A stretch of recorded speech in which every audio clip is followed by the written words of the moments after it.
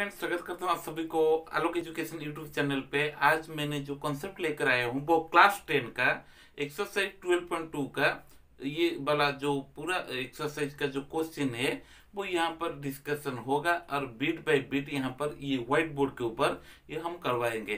तो ये शुरू करने से पहले आपको पता होगा अर्लियर क्लास में आप सेक्टर और सेगमेंट के बारे में बहुत अच्छी तरह से पढ़े होंगे, ठीक है ना दोस्तों। और भी उसको और थोड़ा सा मतलब रिफाइन करके मैं यहाँ पर उसका डेफिनेशन क्या है और फिगर के साथ इधर में कर देता हूँ। उसका एरिया कैसे निकलता है, मतलब area of sector and area of segment, इसका दो पार्ट का वो यहाँ पर मैं कर देता हूँ ताकि ये एक्सरसाइज करने में हमको और आसान हो जाएगा। सही है ना दोस्तों। तो चलिए शुरू करते हैं आज का वीडियो, जो कि area related to sector and area related to segment. चलिए शुरू करते हैं। What is sector and what is segment. ये होता है आपका सर्कल, ठीक है। This is the centre of the circle named O, right? So I have to take here two radii. One is OA and the second one is B. देखिए मैंने definition क्या बोला कि द रीजन मतलब कि circular region का एक part जो होता है टू रेडियस एंड उसका कॉरेस्पॉन्डिंग आर्क से जो फिगर आपको दिखाई दे रहा है, जो पोर्शन ये है, इसको बोलते हैं हम सेक्टर। ये क्या है? सेक्टर। तो इसका डेफिनेशन, अब सेक्टर का डेफिनेशन मतलब टू रेडियाई से ये सेक्टर बनता है और उसका कॉरेस्पॉन्डिंग आर्क इधर आप नेमिंग कर दीजिए एक सी, ACB। आप अर्लियर क्लास में बहुत बार ये चीज पढ़ चुके हैं, ठीक है ना। फिर भी दोबारा यहाँ पर मैं करवा रहा हूं ताकि आपका कंसेप्ट और अच्छी तरह से क्लियर हो सके। तो देखिए दोस्तों, ये जो ओ सेंटर, ये होता है आपका सेंट्रल एंगल, ठीक है। तो इस सेंटर से एंगल फॉर्म होता है तो इसका नाम है सेंट्रल एंगल, यानी कि AOB, central angle of sector, right. तो अब सेक्टर का डेफिनेशन क्या होगा, नोट कर दीजिए please. What is sector?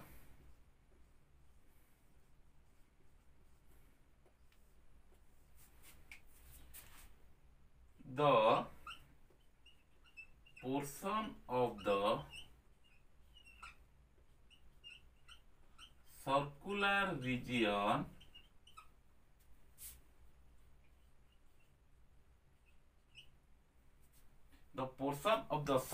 region enclosed by two radii and the corresponding arc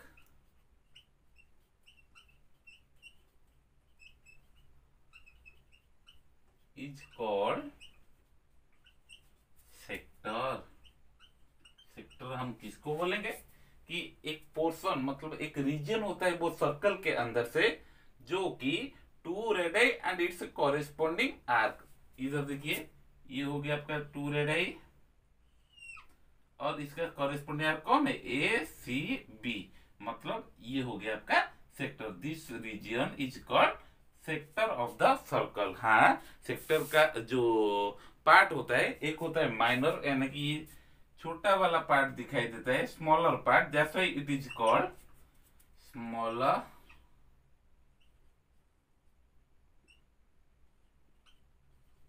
small sector, और हम इसको बोलते हैं माइनर सेक्टर, ठीक है। ये स्मॉल पार्ट के हिसाब से हम इसका नामकरण क्या किए? Minor sector. और जो बड़ा रीजन है यहां से लेकर ये है, ये जो रिफ्लेक्स एंगल दिखाई देता है ना, ये होता है आपका मेजर सेक्टर। आप नोट कर दीजिए, ये होता है माइनर सेक्टर, दिस पार्ट जो स्मॉल रीजन, और बड़ा वाला पार्ट होता है आपका मेजर सेक्टर। सही है। यहाँ पर एंगल सेंट्रल एंगल कौन सा है? AOB, reflex AOB। मतलब ये रीजन को छोड़ के बाकी ये जो पार्ट रहता है ना, वो ये होता है आपका मेजर सेक्टर। सही है। अब क्या करेंगे, ये जो सेक्टर का एरिया कैसे निकलेगा, इसके लिए फॉर्मूला आप नोट कर दीजिए please. Area of sector is equal to theta by 360 into pi r square, where theta is the central angle of the sector, pi is the numerical value that it can be taken as 22/7 or 3.14, and r is the radius of the sector। सही है दोस्तों। अब देखेंगे segment क्या है। पहले दोस्तों मैं फिगर बना देता हूं आपका सेगमेंट का, ताकि आपको समझने में बहुत आसान हो जाएगा। तो सेगमेंट का डेफिनेशन करने से पहले फिगर पे आइए। देखिए फिगर किस तरह की किया जाता है। ये एक सर्कल है, ठीक है ना, इस centre of the circle O, suppose this is chord named A B. तो ए बी कॉर्ड से जो रीजन, सर्कुलर रीजन जो इनक्लोज होता है, ये होता है आपका सेगमेंट। ध्यान दीजिए, ये ए बी कॉर्ड से जितना भी पार्ट, जितना भी एरिया ये ऑक्युपाई किया, ये होता है आपका सेगमेंट। तो व्हाट इज सेगमेंट, लिखिए what is segment.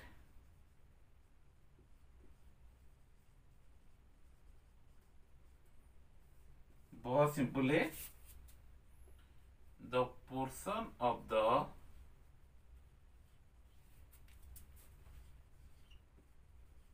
Circular region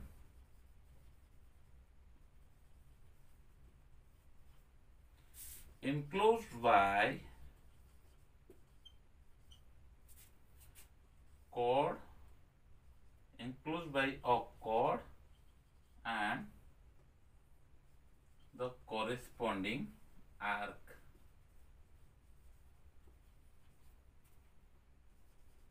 मतलब क्या है इसका, इधर आप कॉर्ड लीजिए ए बी एक कॉर्ड का नाम है ये सर्कल का, और उसका कॉरेस्पॉन्डिंग आर्क कौन है, ए, इधर नाम लीजिए सी, ए सी बी एक आर्क है। मतलब यहां से ये जितना स्पेस ऑक्युपाई करता है, ये होता है आपका सेगमेंट। ये क्या है, सेगमेंट। ध्यान देकर देखिए, और यहाँ पर मैंने डेफिनेशन भी लिख दिया।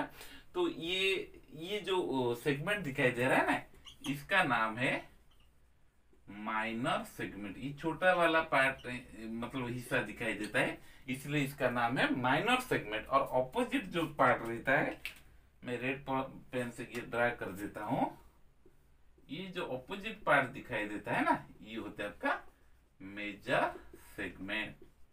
ध्यान देकर देखिए दोस्तों, ये बहुत इजी, सही है। अब सेक्टर एंड सेगमेंट के बारे में आपको और ज्यादा भी जानकारी मिल गया होगा। अब चलते हैं, शुरू करते हैं एक्सरसाइज 12.2 का क्वेश्चन नंबर 1 क्या दिया गया है। So friends, look at this question. The question is given here that find the area of a sector of a circle with a radius of 6 centimeter if angle of the sector is 60 degree। मतलब एक circle दे दिया है जिसका radius is also given there, that is 6 centimetre. अच्छा, हमको इधर क्या करना है कि हमको ये जो सेक्टर दिया गया है, वही सेक्टर का एरिया क्या होगा वो निकालना है।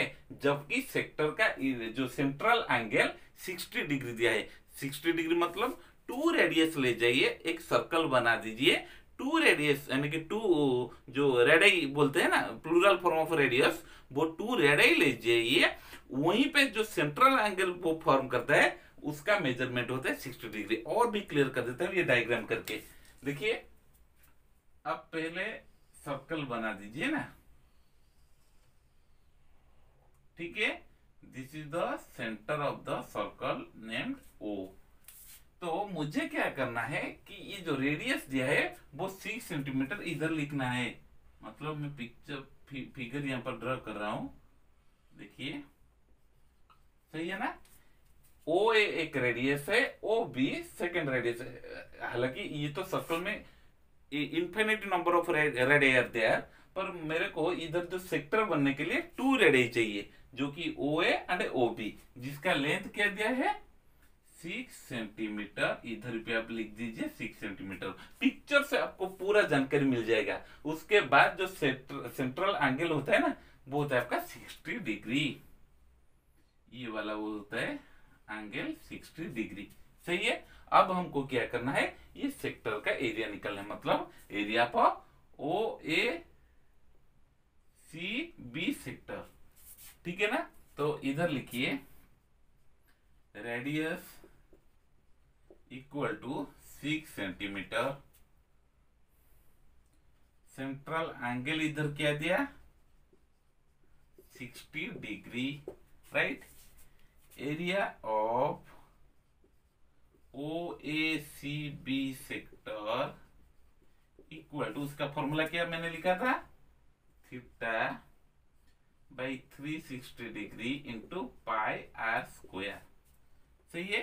तो थीटा इधर में क्या लूंगा 60 बाई 360 इंटू पाई का वैल्यू 22/7। अब क्वेश्चन भी देख सकते हैं, आपका एक्सरसाइज 12.2 क्वेश्चन नंबर 1 ऊपर लिख दिया है।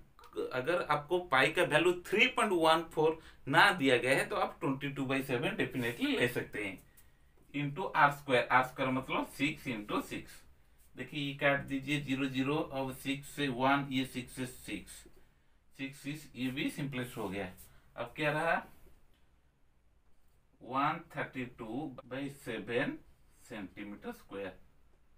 This is the centimetre square, this is the area of O A C B sector. हमको जो पूछा था अब हमने निकाल दिए। सही है दोस्तों।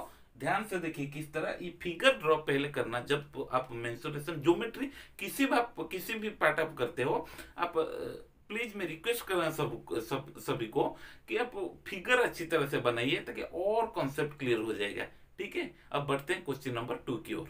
सो दोस्तों अब क्वेश्चन नंबर 2 को ध्यान से देखिए। Find the area of a quadrant whose circumference is 22 centimetre.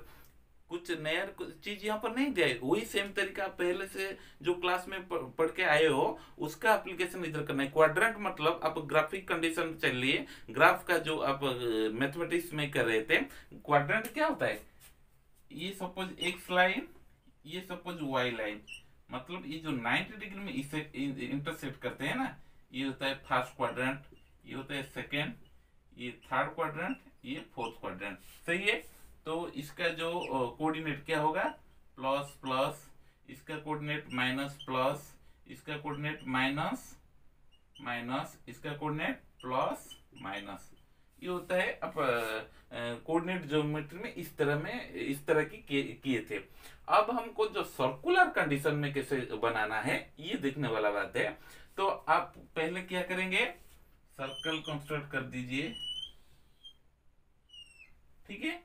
अब क्वाड्रेंट क्या करेंगे, इक्वली 4 पार्ट में डिवाइड कर दीजिए, मतलब 90 degree.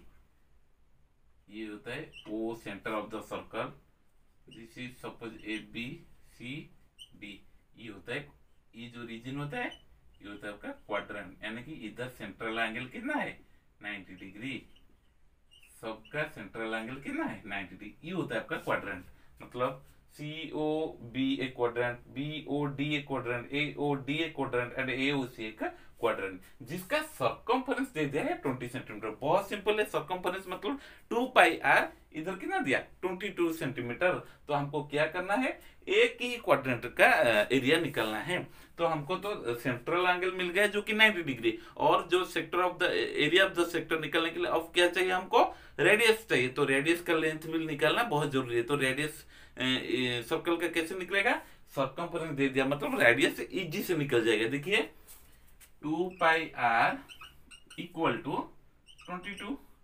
This implies that to put the value of pi here 22/7 into r equal to 22. R equal to 22 into 7 by 2 into 22. 7/2 centimetre.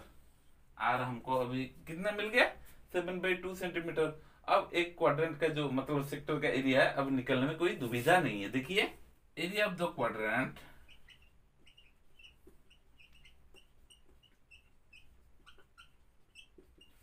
Equal to theta, formula लिखिए पहले, into pi r square.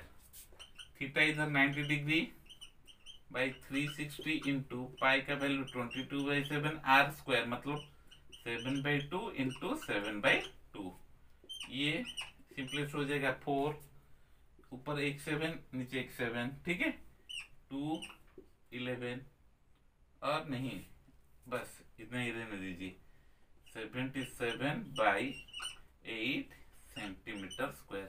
This is the area of a quadrant. 77/8। मैंने क्या किया, quadrant का definition आपको पता होना चाहिए, जो कि 90 डिग्री सेंट्रल एंगल में वो फॉर्म करता है। उसके बाद रेडियस आप निकालोगे, क्यों? क्योंकि आप एरिया, सेक्टर का एरिया निकालने के लिए रेडियस तो सख्त जरूरत होता है, तो ये सर्कमफेरेंस से आपको रेडियस मिल जाएगा, तभी इजी हो जाएगा आपका जो सेक्टर का एरिया निकालने में, जो क्वाड्रेंट के बारे में पूछा गया। ठीक है दोस्तों।